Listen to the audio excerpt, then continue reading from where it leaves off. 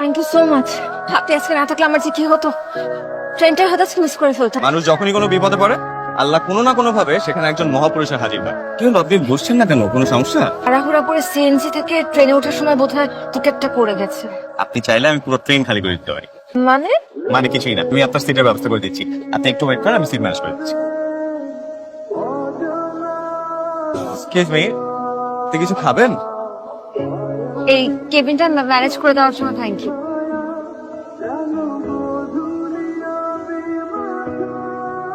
আপনি কি এই ট্রেনের বাবুর্চি নাকি? এক্সকিউজ মি, এই খাবারগুলো আমি আপনার জন্য নিয়ে এসেছি। আপনি কিন্তু আমাকে অপমান করছেন।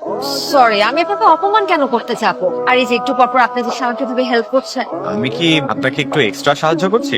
আপনার কি মনে হচ্ছে না আপনি আমাকে এক্সট্রা সাহায্য করছেন? খাবারটা মজার আছে। তাই না? আপনাকে আমি বলেছিলাম না যে আমাদের কার্টুনে কতটা মজা। আমি কাউকে এর আগে দেখি নাই যে অন্যের হাতে খাবার খাওয়া এত উত্তেজিত হতে। পুরো ট্রেনটাই আমার নিজের সম্পদ মনে হয়। মানতেই হয়, আপনি আসলে মহাপুরুষ। ঠিক আছে, আপনাদের কিছু লাগবে? তাহলে আমি আসি।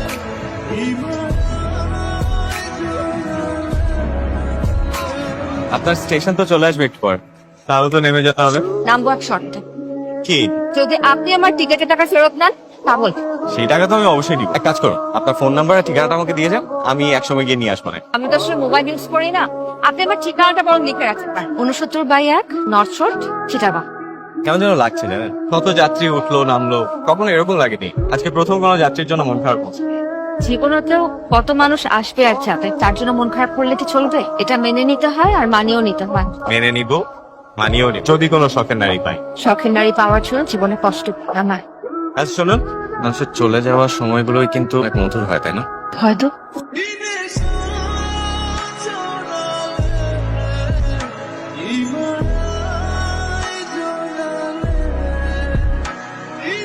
একটা অপরিচিত ছেলে আমার হাত ধরলো, তাতে আমার এমন লাগছে কেন? এখনো ভূতে হচ্ছে।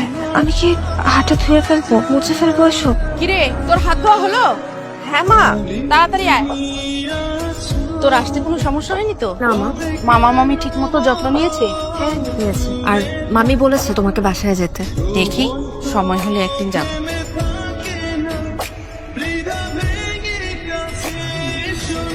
চাচা, মায়াদের বাড়িটা কোন দিকে?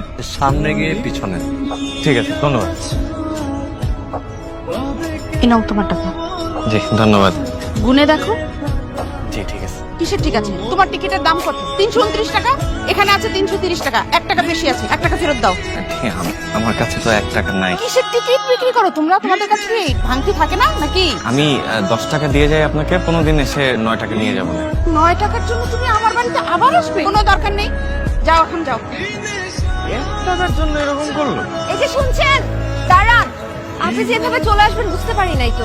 এখানে না এভাবে দাঁড়িয়ে কথা বলাটা ঠিক হবে না। মা ভীষণ রাগী, দেখতে পারলে দুজনের জন্য সর্বনাশ হয়ে যাবে। রাস্তার ওপাশে বিকালবেলা চলে আসুন। বিকাল? সারাদিন আমি কোথায় থাকবো? একটু ব্যবস্থা করে নিন। এত দূর এসেছেন আর এতটুকু ব্যবস্থা করতে পারবেন না? তুমি আসছো? আসবো না কেন? আপনার আসতে কোনো সমস্যা হয় নাই তো? তোমার মতো একটা পরি আমার সাথে থাকলে অন্য কোনো সমস্যা আমার কাছে পাত্তা পাবে না, এটাই তো স্বাভাবিক। লাইনটা দেখি ভালোই মারতে পারেন। তাই একটু পারি।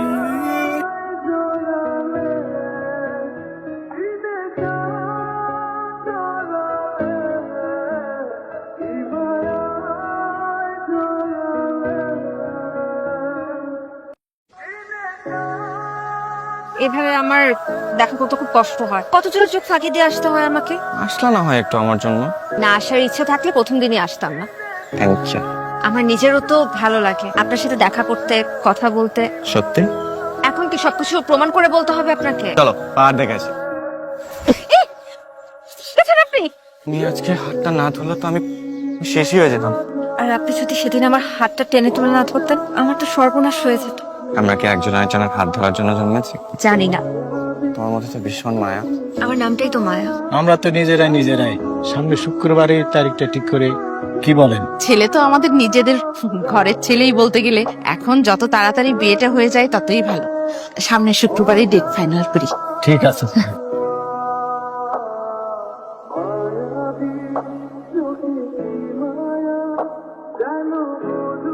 এটা তোমার জন্য। ছিল না মাহিন পাত্রপক্ষ আমাকে দেখতে আসছে। সবকিছু নিয়ে ফাইজলামি করি, এগুলো নিয়ে ফাইজলামি করা তো ভালো লাগে না। আমি ফাইজলামি করছি না, আমি সিরিয়াস। এখন কি করবো? তাহলে পালিয়ে যাই আমরা।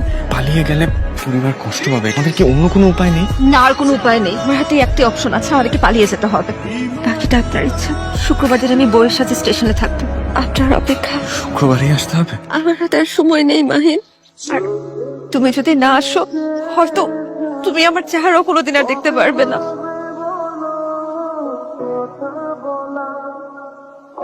আমি আসবো। সত্যি? আমি কিন্তু থাকবো আপনার অপেক্ষায়। তুমি তো মাকে দেখে দেখে রেখো, মায়ের খেয়াল রেখিস। তুই সাবধানে যাস প্লিজ।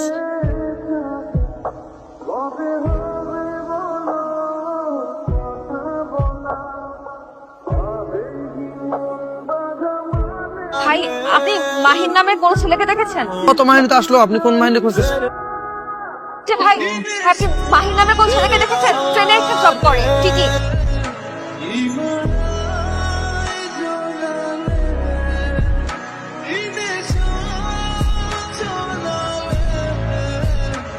কোথায় যাচ্ছেন আপনি? আমি চট্টগ্রামে যাচ্ছি। আপনারা? আমিও তো চট্টগ্রামে যাচ্ছি। ওকে আপনার মেয়ে হয়? হ্যাঁ, আমার মেয়ে। মা, বাবা কোথায়? বাবা তো বাহিরে আছে মা। আমি বাবার কাছে যাব। ঠিক আছে। ও একা একা যেতে পারবে? হ্যাঁ, পারবে। বাবা, বাইকে ট্রেনে কেক কাটবো না? অবশ্যই কাজ মা, চলো। না, অনেকক্ষণ ধরে বসে আছি তো, আমার একটু খারাপ লাগছে, আর আমি একটু হেঁটে আসি। হ্যাঁ।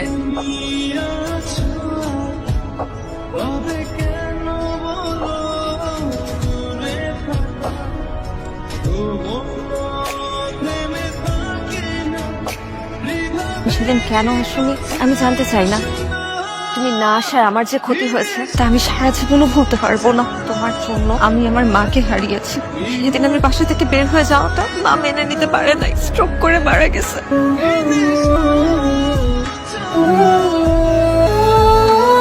তোমাকে ভালোবেসে কি আমি কেন এত বড় শাস্তি পেলাম মাহিন? না পেলাম আমার ভালোবাসার মানুষকে, আরেক থেকে হারালাম আমার মাকে। ভালোবেসে কেউ কখনো নামে চলন্ত আগুনে ফেলে যাবে সেটা আমি ভাবতেও পারি নাই মাহিন। তুমি সেদিন কেন আমাকে নিতে আসো নাই? আমি তো তোমার সাথে এখানে অপেক্ষা করেছি। আমি তোমার কাছে যাচ্ছি।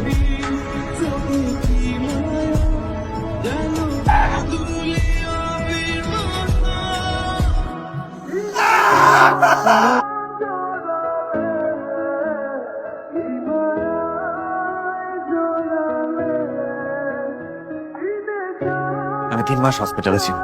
হসপিটাল থেকে বের হয়ে তোমাদের বাড়ির ওদিকে গিয়েছি, কিন্তু ততদিনে তোমরা অন্য কোথাও চলে গেছো। এতগুলো বছর পর তোমার সাথে দেখা হয়ে ভালোই হলো। অন্তত এখন আর আমাকে আমার ভালোবাসার মানুষের জন্য অপেক্ষা করতে হবে না, কারণ আমি যাকে ভালোবাসতাম সে তো বিয়ে করে সংসারী হয়ে গেছে, একটা ফুটফুটে মেয়ে আছে।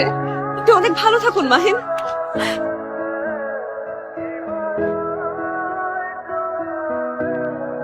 মায়া দাঁড়ান।